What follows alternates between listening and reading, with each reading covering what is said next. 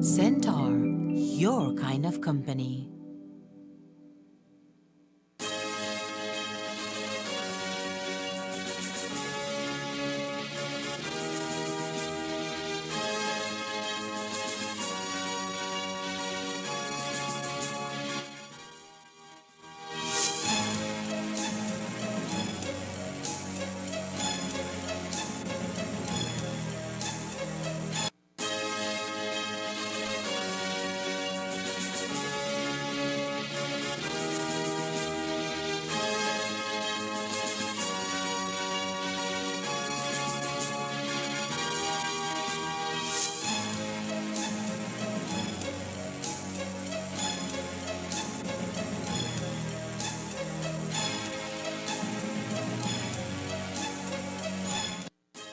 Tonight on Ctv3 News, 18-year-old fisherman of Copperbank Village found dead after being missing at sea for more than 5 days. A freak accident in shipyard claims the life of father of two. SI on the amendment to the supplies control list. How will it work? We'll tell you. And LICU inaugurates its new plaza here in town. These are some of the stories we have for you tonight in our newscast for Monday, August 28, 2023.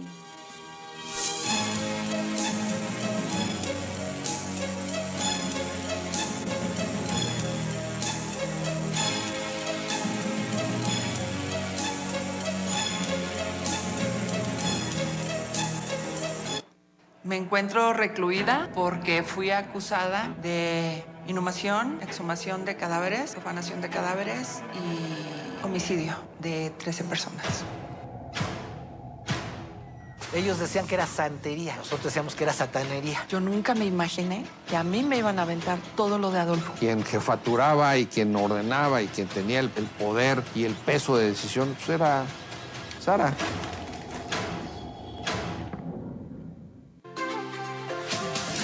When we were elected in 2021, we were determined to work hard for the benefit of the people. In just 2.5 years, we have accomplished a lot. Amongst many of our accomplishments, we are proud to say that we have acquired the most vehicles and machinery ever acquired by any council in just a short time. Under the leadership of Mayor Ladrick Shepherd, your Orange Rocktown Council has acquired a grader, a backhoe, a garbage compactor truck, a water truck, 2 brand new utility Kias, and a brand new patrol pickup for the traffic department. With this equipment, we're able to do a lot more. We remain committed to continue working together because only together progress continues.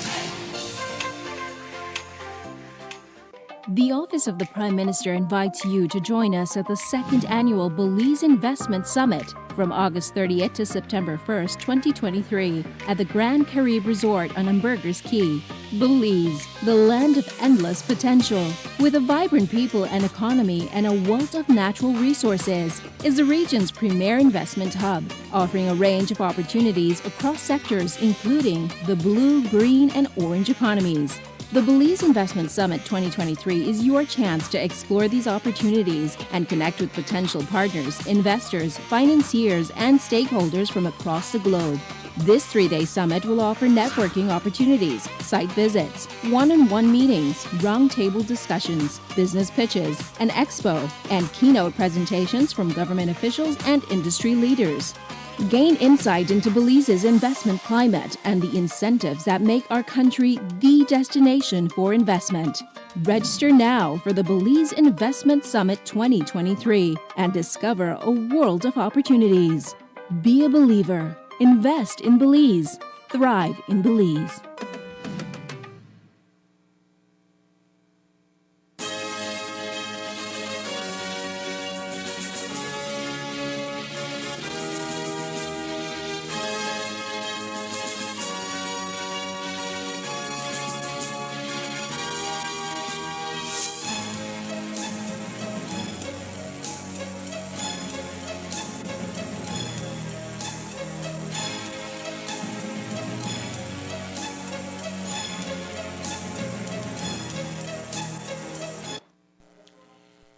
evening with your news, also simulcast on Fiesta FM 106.7. I am Joanna Rodriguez.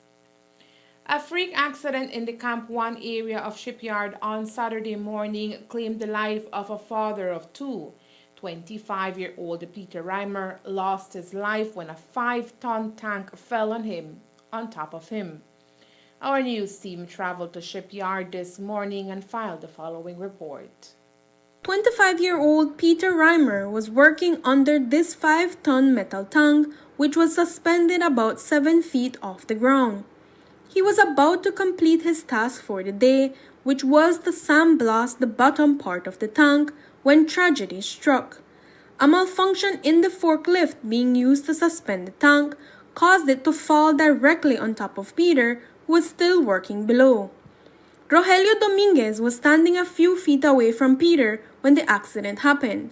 Today, he recounted the experience, which he said occurred in the blink of an eye. Estábamos como 10:45 el sábado y entonces estamos limpiando ese tanque. Yo con Peter Reimer y entonces él lo alzó 7 pies arriba con el Skytruck y luego le está dando, ya iba a terminar y él entró un poquito más adentro cuando se reventó la manguera y el tanque se vino sobre de él. Un grito nomás pegó y cuando yo corrí para meter un palo no pude y fui a parar el San Blas y entonces ¿cómo le dicen? Esta máquina. Y entonces yo no sabía qué voy a hacer. Entonces mi esposa, como estaba acá, ella corrió a avisar a Dick que venga con el forklift. Entonces vino y lo levantamos y lo sacamos. By the time one of the neighbors arrived with the necessary equipment needed to lift the tank and pull Peter out, Dominguez says too much damage had been caused to his body. Cuando lo sacamos, él todavía estaba respirando un poco. Pero llegó al hospital, ahí estaba quebrado todo acá, su mano, que yo lo jalé su mano, casi así. Y su cara, por acá, así, el tanque, tú sabes, el tanque encima, porque él cayó, su espalda en la tierra y de acá, en el tanque así. Y entonces rápido y un pick-up llegó acá y arriba lo llevaron, pero no lo pudo hacer el muchacho. Now, while an exact cause for the malfunction of the forklift is yet to be determined, Dominguez says there is nothing anyone could have done to save Peter's life. ¿Sabe usted más o menos qué fue lo que sucedió, que se pudo caer el tanque? Es la manguera se reventó del Skytruck. Se reventó la manguera y entonces ese hizo que el tanque se venga de un solo. Y todo aceite me cayó acá, sí. No mire el tanque cómo está manchado de aceite. Sí, eso es lo que pasó. ¿Primera vez que usted ve algo Sí, así? primera vez en mi vida, primera vez pasa acá. Que pues que, ¿no? 6 pies al lado de él yo estaba parado cuando cayó y fue un impacto duro. Pobre muchacho joven se murió. Peter, according to his family, had been working with heavy machinery all his life, and they are confident it was not an error on his part which caused the accident. Normalmente no debía de bajar. Tiene una válvula que no debía de dejar que caiga, pero ese momento cayó. Sí. Normalmente esto es lo que él hace, él sabía hacer. Sí, él lo hacía siempre. Lo estaban diciendo todavía si él sabe cómo lo va a hacer, dice que ese es su trabajo, él sabe cómo hacerlo.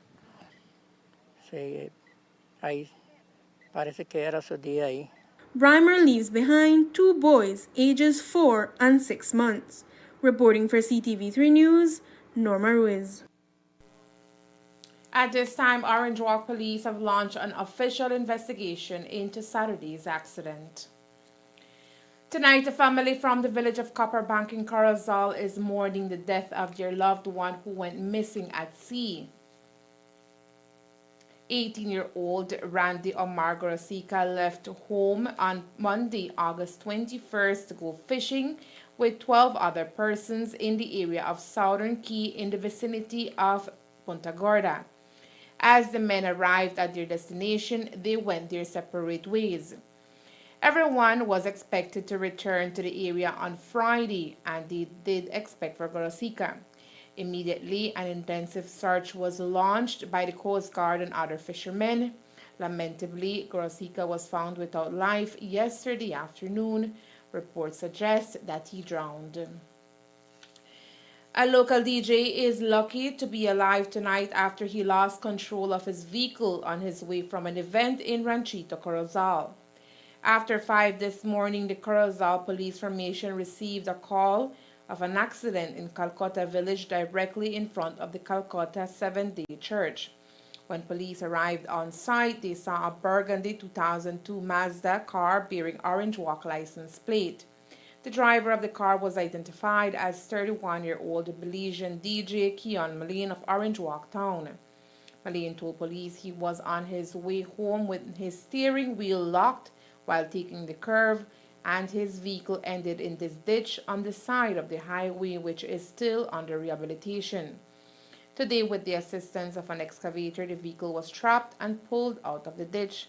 Malane received no major injuries.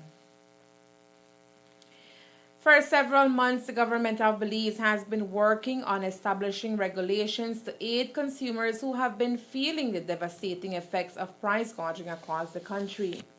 The most recent move has been an amendment to the supplies control list, which now includes 30 additional grocery items, from liquid detergent to diapers, corned beef, and even toothpaste. The amendment list will put a cap on the markup that wholesalers and retailers can place on these items. Earlier this month, an SI was signed to implement these regulations, which are now being phased in across the country.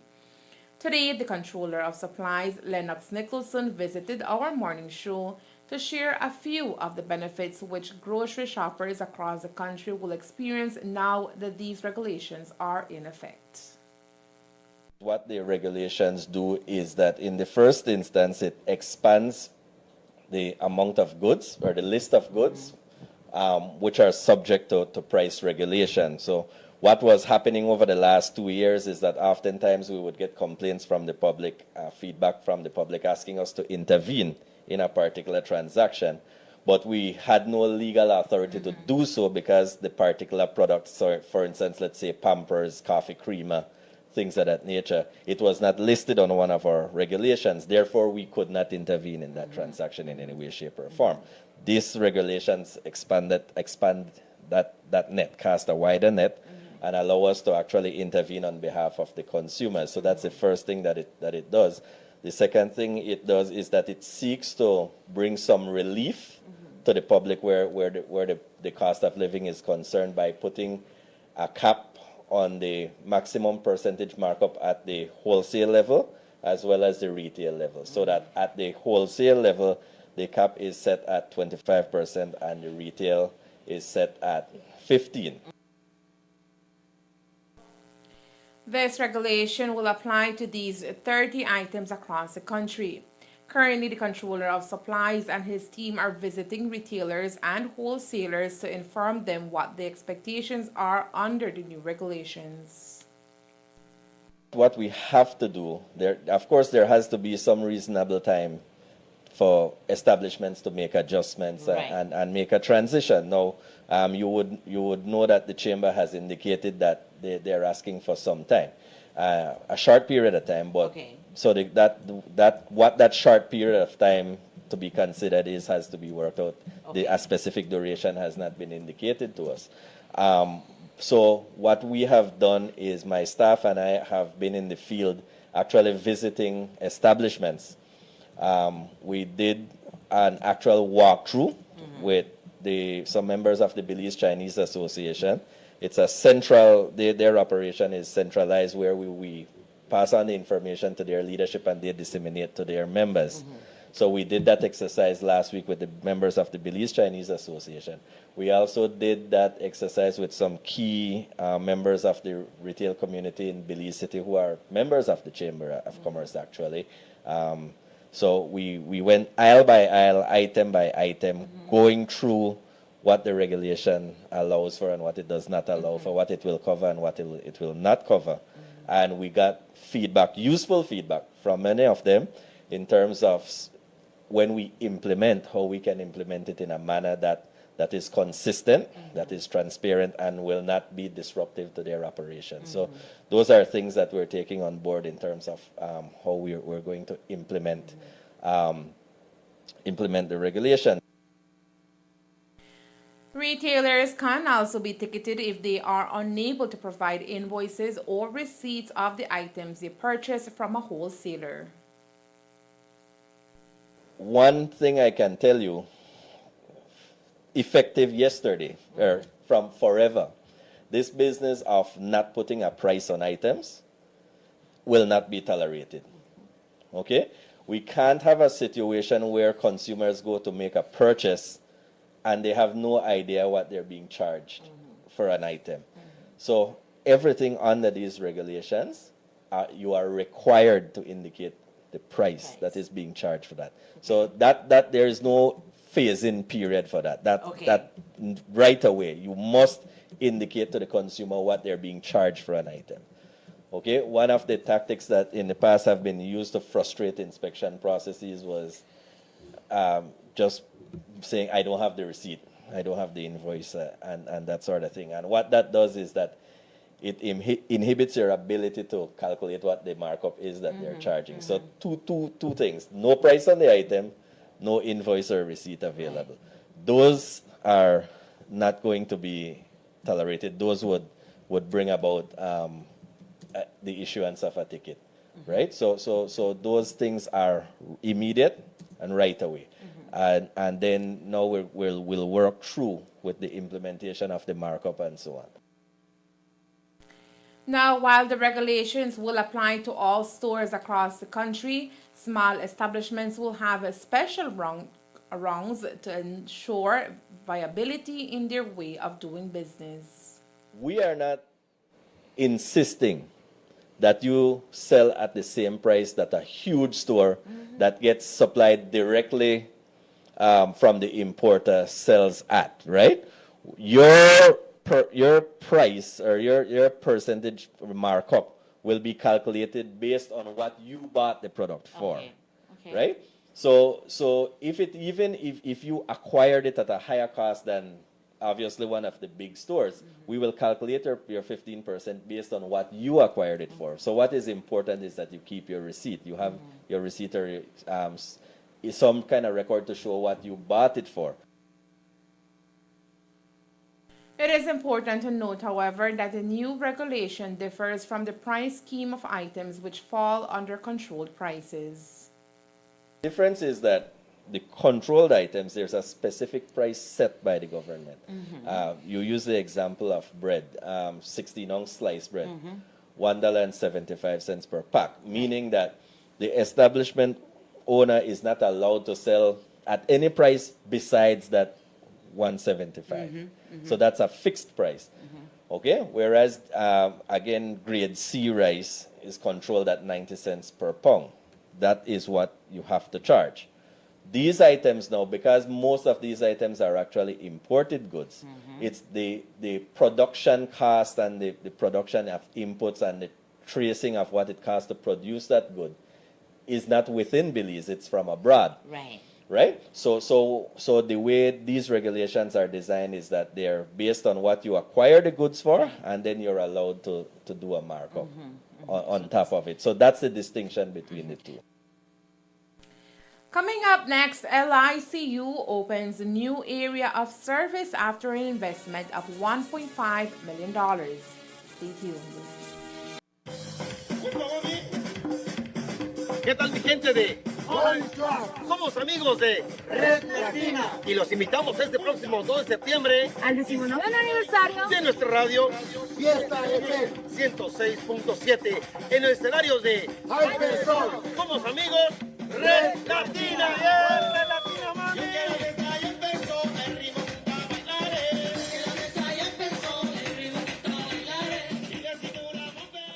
Calling all business owners in Belize. The second Belize Investment Summit 2023 is on its way. on August 30th to September 1st, 2023.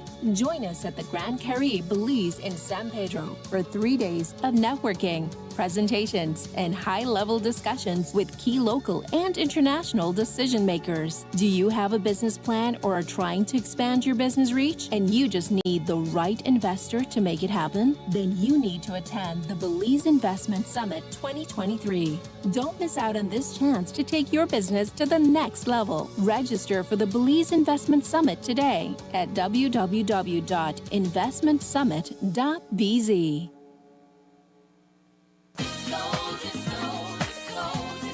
Do you want quick cash for your gold?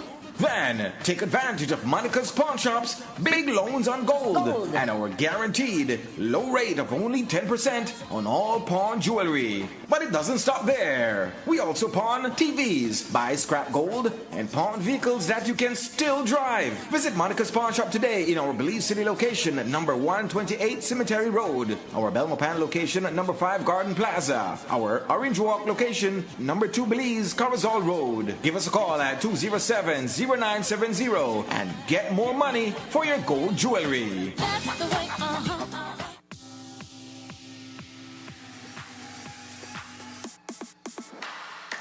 Sign up for Smart Share Plan and save big. Whether you're a small entrepreneur starting up your business, a student on a limited budget, or a family trying to save, this is the plan for you. With unlimited SMS, calls, and data, we help you save. Get up to 5 lines for as low as $30 per line monthly, only with Smart. Sign up today at any Smart showroom or sales manager countrywide. So get your business going, share more memories with friends, and be ready for the day with Smart.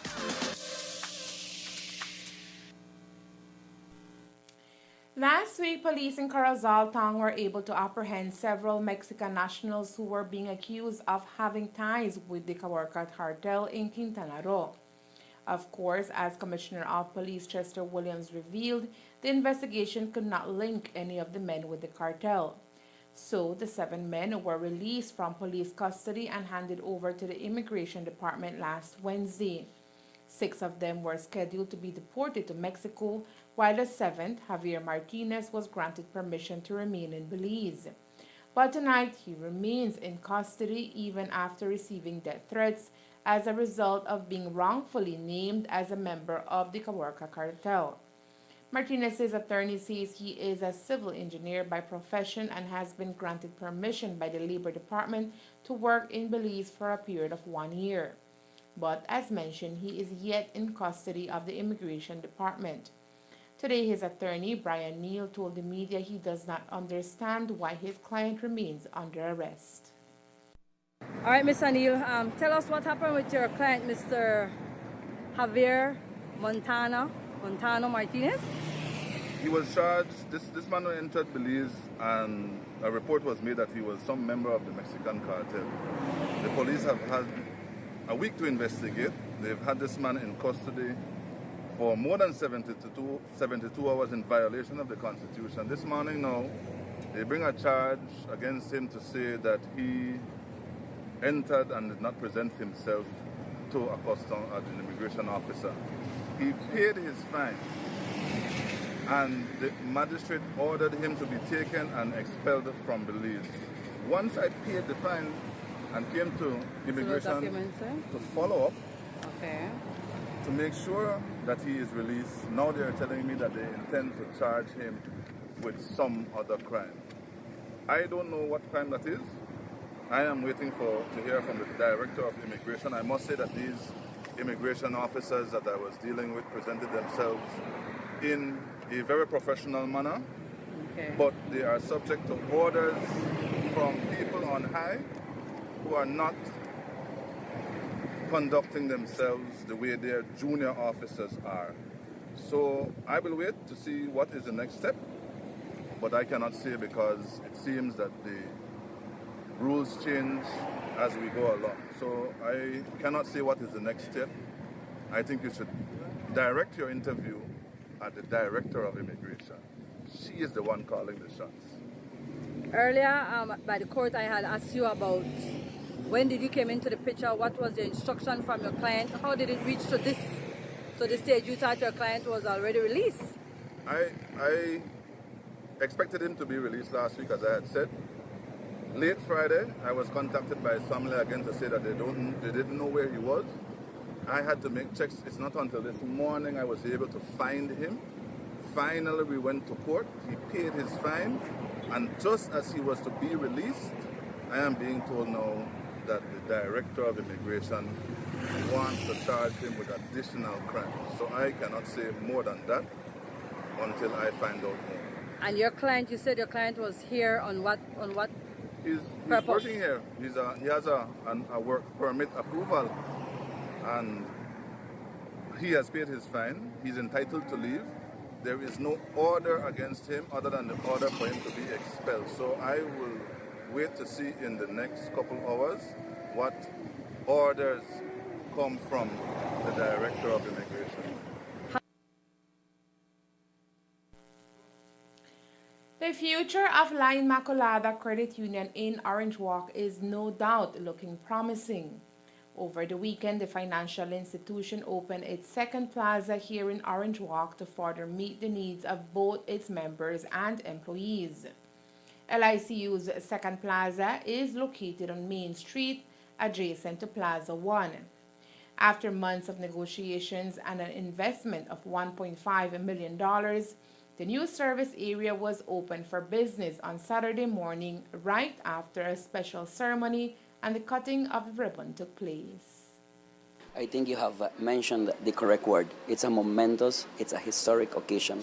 And I think we, as an institution, as a continuous growing institution, we want to ensure that we can provide the best services, best products to our members. And the institution is growing, and as such, we had to make plans for us to accommodate another plaza too, so that we can have a more conducive environment for more so for our members. The members have been growing steadily. People continue to rely on La Inmaculada Credit Union for loans. Obviously, we needed more space for our staff. I think we had a little bit of a congestion in Plaza 1, so we wanted to not only to meet the needs of our members, but meet the needs of our staff so that they are in a more conducive working environment. Type of services that will be offered at this particular plaza? Here you will have public relations, you have tellers. Here you will be able to update your accounts and you will be able to open up an account. Is the same service that is provided at the first one? Certainly. We will be here, the major workload will happen, and there we will be able to make arrangements for loans in Plaza 1. After proper consultation with the membership, the board directors, headed by Bellarmino Esquivel, decided to purchase the building and its parking area. It is a transparent process, meaning that it comes for us. We were strategically identifying areas close by and strategically located. As you know, here, this particular location is nearby by Belize Bank and Atlantic Bank. So it is strategically located, but we were also identifying other potential areas which we were looking at. And this was this one, when we started the negotiations with the owner, they were willing to give it or to sell it to us. And indeed, it is members. This belongs to the membership, more than 23,000 members that belong to this credit union. Right. An approximate cost of this particular project? We have made an investment of over $1.5 million for this investment, meaning that we have retrofitted the building to accommodate a financial institution. We continue to grow, and we will be offering the services of ATM here and depository bin, just like we have over the other side. And we want to make mention to our members that we are expanding, and we will be institutionalizing a same opening, same space, a big building for the Garden City Belmopan. We have purchased the land there, 1.1 acres, and we are already in the process of bid proposals to start in the near future building another institution, and with the aim to penetrate other markets like in San Pedro and in other districts for sure. That means that the credit union is doing great financially and membership-wise. Well, overall, I think the performance of the credit union has been impressive over the years. I think it has been a commitment. We have been passionate passionate about getting the best dividends for our members. We gave 5% for the first 10,000 in shares, which is the 96% of our portfolio of our membership, and the other 4% of our members, which is above 10,000, we gave them 3% and 15% rebate. So the result speaks for themselves. I think we have a very good staff, a very good management, motivated and willing to give out of themselves the best of their capacity to serve our members in the best way possible. While the La Inmaculada Credit Union in Orange Walk Town is growing, it remains rooted in its philosophy of helping people to help themselves in order to grow financially and socially. Inclusive practices are essential in education because every student deserves to experience and learn in an atmosphere of respect where they can develop and maintain friendships with other students and teachers in their schools and communities. But the reality is that around the world, children are excluded from schools where they belong because of disability, race, language, religion, gender, and poverty. Here in Belize, there are people who are working towards changing that scenario, including Special Envoy Rosana Briceño and Councillor Dorette Pascasio.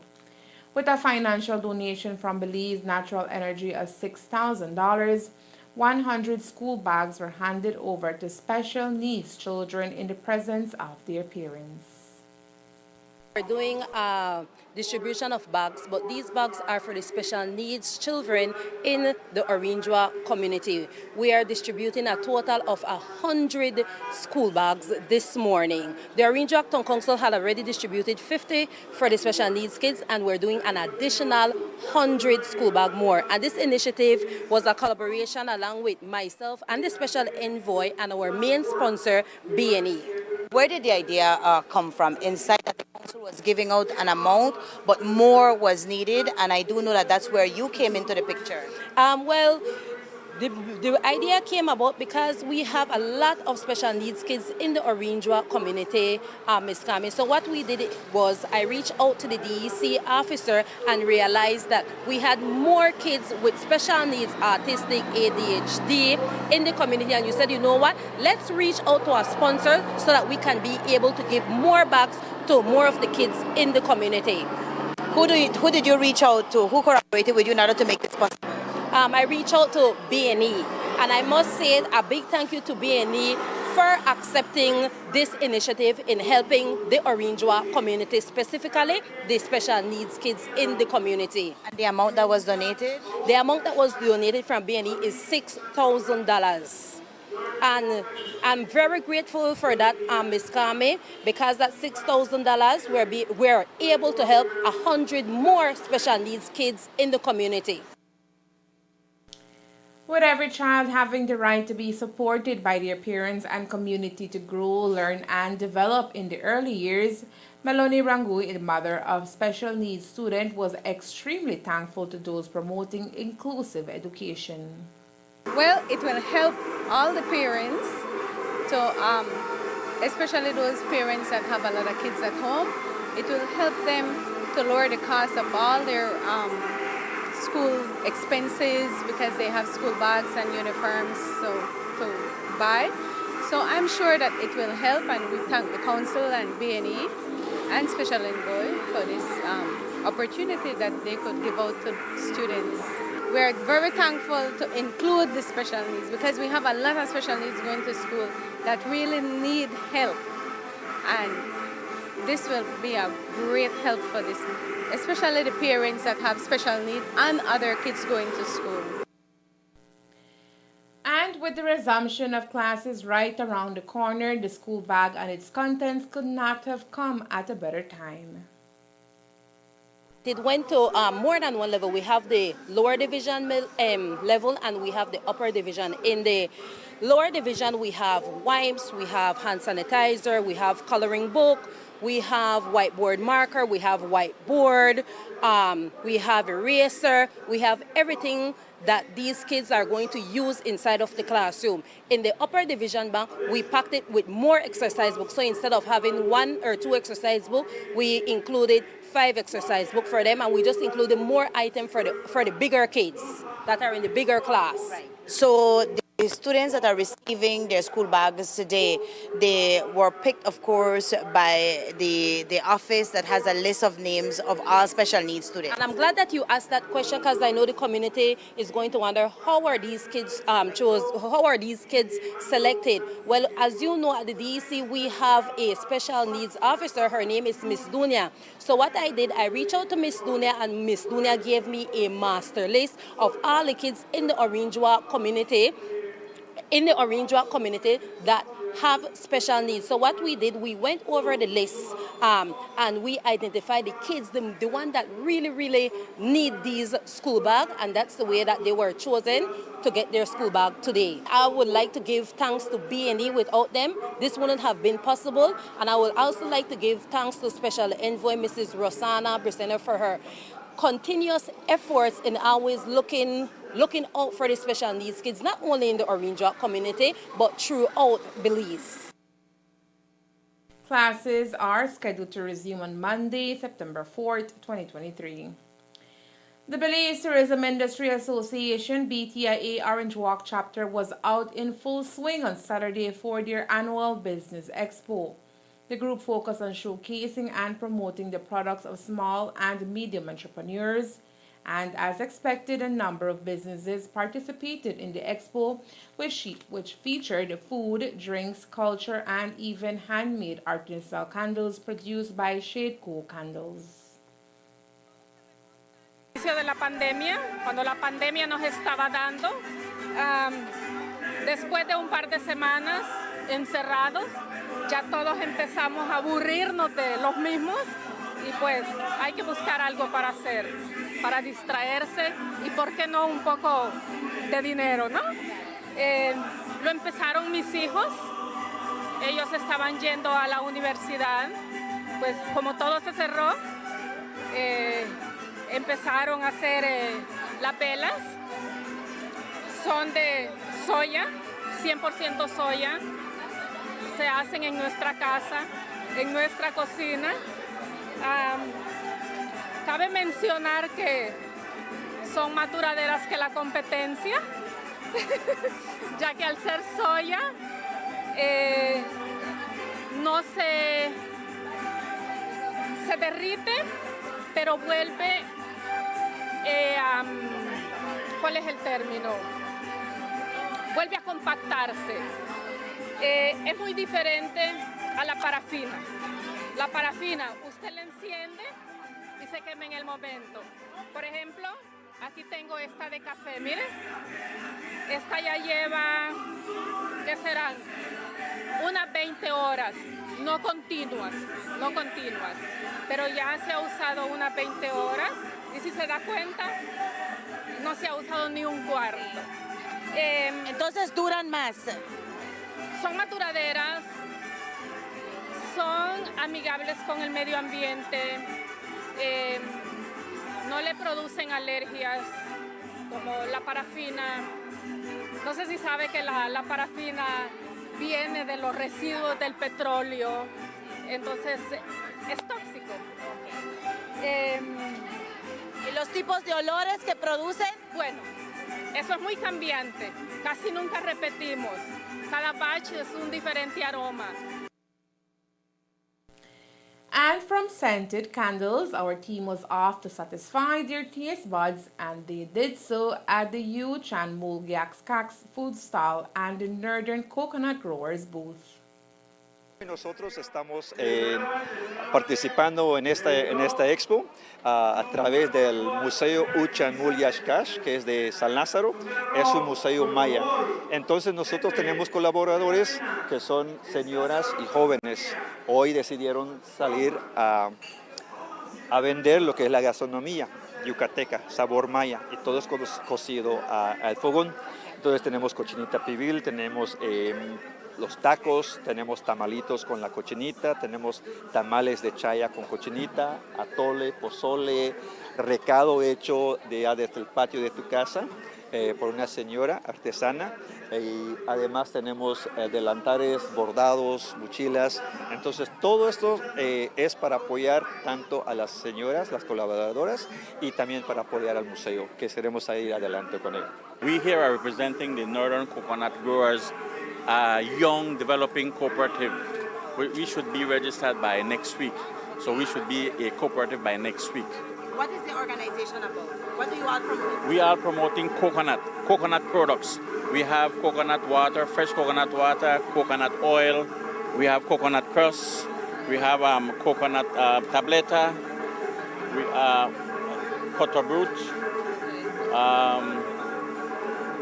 What else do we have? So everything that can be created with coconut, you all try to do it. Ideal. Okay. We have a drink made with the coconut water, with the blended coconut pulp, and a little bit of pet milk to give it a little bit of flavor, no?